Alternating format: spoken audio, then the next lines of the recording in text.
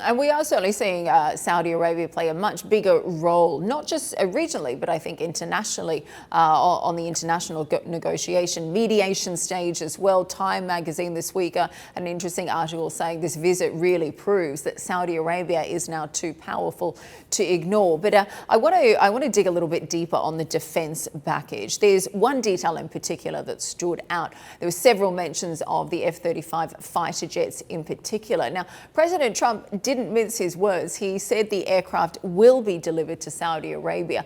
Tell me, do you have any details so far on that? Do you have a timeline? Have you been told of any conditions or restrictions attached to the jets at all?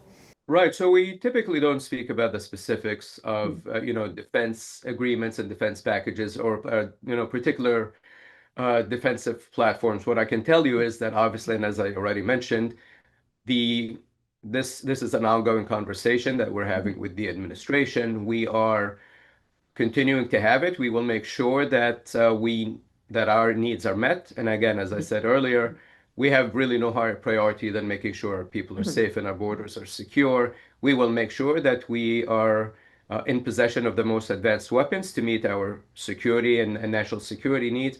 And as you know, like I said, we live in a dangerous neighborhood, and just the world we live in is ever evolving. The security threats are ever evolving.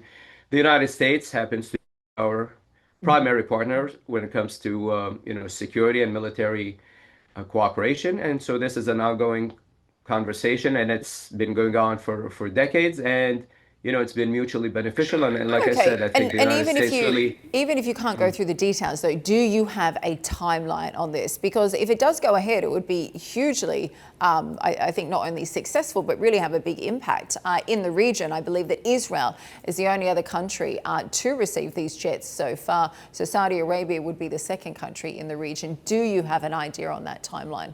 I don't have a specific timeline, but what I can tell you is, and based on obviously the statement that was issued a couple of days ago from the Ministry of Defense and our counterparts here in the United States, the conversation is going very well, and we will continue to have the conversation and make sure that our defense and security needs are met.